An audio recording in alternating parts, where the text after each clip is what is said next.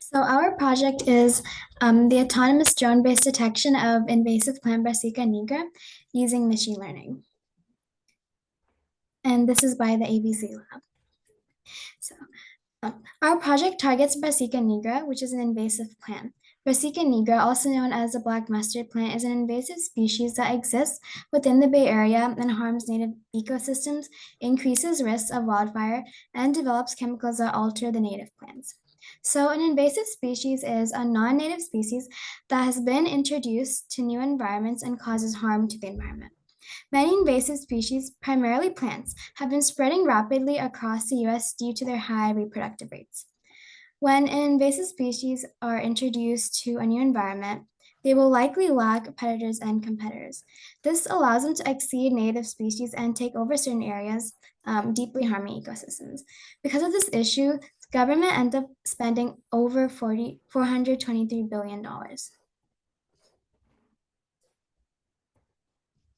To combat this issue, our goal is to create an autonomous drone equipped with a camera to capture images of both the native and invasive vegetation. The images were taken from the drone's camera and saved along with open source images. Using image recognition software trained on a large dataset of 200,000 augmented images, the drone analyzes the images to identify whether the plants are invasive or native. If an invasive species is identified, the drone will transmit the precise coordinates of the location via a wireless transmitter and GPS to a central database. These locations can then be sent out to organizations that conduct mitigation. So the initial focus of the drone system is to identify Brassica nigra. Brassica nigra is a fast-spreading invasive species that hurts ecosystems. Therefore, the goal of this project is to quickly and efficiently identify the invasive species so they can be removed before they continue to spread even more. As for the future, our group plans to research other areas such as navigation and flight augmentation, as well as working on machine learning models to adapt the drone to perform different tasks, such as post-disaster damage assessment.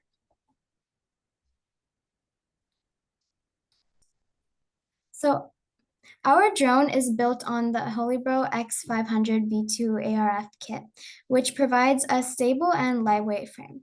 It uses an M10 GPS module for accurate navigation and is powered by a 4S LiPo battery, which is 5,000 mAh, with an 80 watts LiPo charger.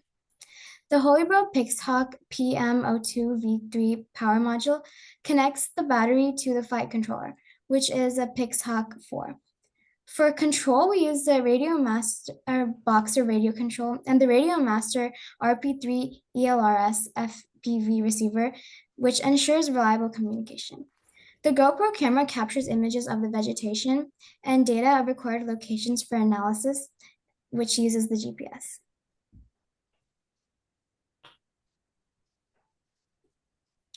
So for our drone assembly and frame, we selected the Holybro X500 V2 ARF kit for our drone because of its balance and stability, durability, and modularity. Opting for a quadcopter design offered several advantages. Firstly, the assembly process is straightforward, which allowed us to quickly get the drone operational.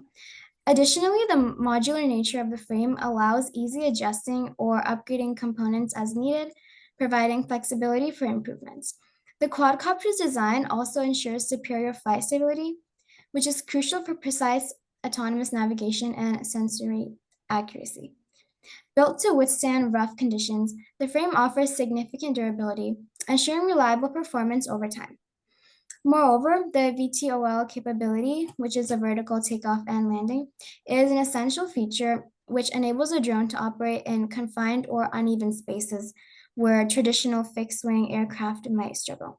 This combination of features makes the quadcopter a highly effective choice for our project.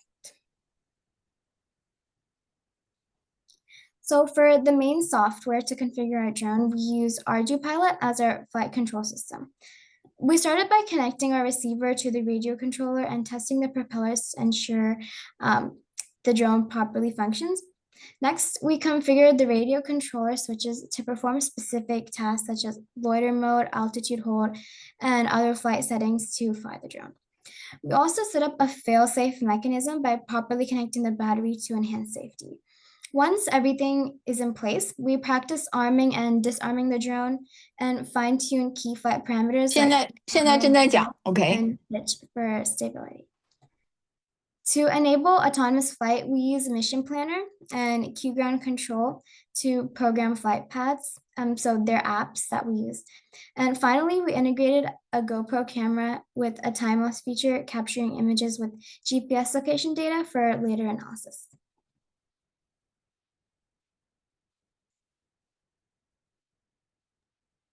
Okay, so I'm going to be talking about the software that we use for our machine learning model.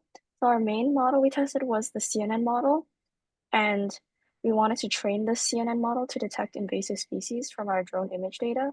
So what we first had to do was collect training images for invasive and native plants, and then we would label the images as invasive or native. Then we train a custom binary classification model, which would be our CNN model, because there are two classes. And then we test the model on additional testing data. Our last step would be to compare our model with pre-existing models to see how well it compares. So for our data set, we used some open source images at first, and then we moved on to collecting GoPro images with our drone, as this would be like the image that the drone is actively collecting, which would be accurate for our testing. The second step was to label invasive or non-invasive. So because this is a binary classification model, there are two classes, invasive or native. And then once we labeled all of these data points, we converted the images into a CSV file.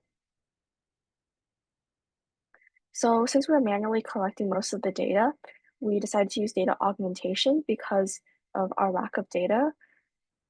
We went up to, I believe, around 200,000 images.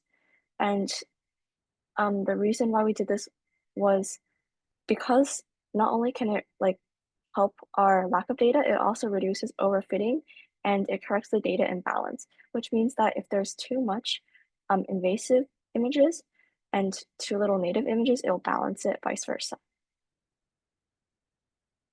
So we did an 80-20 train test split, which means that 80% of our data was for training and 20% was for testing. The image here shows our convolutional neural network architecture. And we used sigmoid activation with binary cross entropy loss, mostly because there were two classes. We trained it on 10 epochs. And now we're going to be looking at how we test our model. So we first decided to go with measuring accuracy because this is pretty standard for a machine learning model. So accuracy basically means all the correct predictions over your total amount of predictions. So the figure on the bottom right is called a confusion matrix. And so this shows you all the predictions. So the yellow boxes are what were predicted correctly, and the purple boxes were what were predicted incorrectly. And this is for our CNN model. And we can see that it does pretty well with only with fewer numbers in the purple boxes. And then on the table above, we can see how our model compares with two other models that we tested. We tested SGDC, Stochastic Gradient Descent Classification, and XGBoost. So we can see the CNN has the highest accuracy, F1 score precision, and recall compared to the other two models. So another way we decided to analyze our results were by seeing how well it extracted features. So we created a heat map. So what this means is we can see the figure on the left side kind of shows which parts the model thought were important and less important. So we can see it does a really good job of picking out where the flower is, and that is what it considers important. And how we can analyze the values in a more quantitative way is by creating a heat map sum, which sums the values of the heat map for both the columns and the rows. And we can see that there's a large standard deviation. But you don't have to. No, and I put you in Hideko Taurus at blah, blah. we can see that there was a large standard deviation for the CNN, which means that it was able to tell which parts were important and which parts were unimportant, because the parts that are important have a large number and the parts that are not important have a small number, resulting in a huge standard deviation. But if we compare it with other models, we see that the heat map and the heat map sum values don't do as well. Like here, there's a smaller standard deviation, and the amount of dark red on this is very scattered. And this is even more evident with the model with the lowest accuracy. We could basically see that the heat map is completely random looking, and the sum has a very small standard deviation because the y-axis only goes up to 8 in this case. So clearly the our CNN model performs the best in both feature extraction and recognizing patterns, as well as accuracy. So here is a QR code to our sources and references. And thank you. Does anyone have any questions?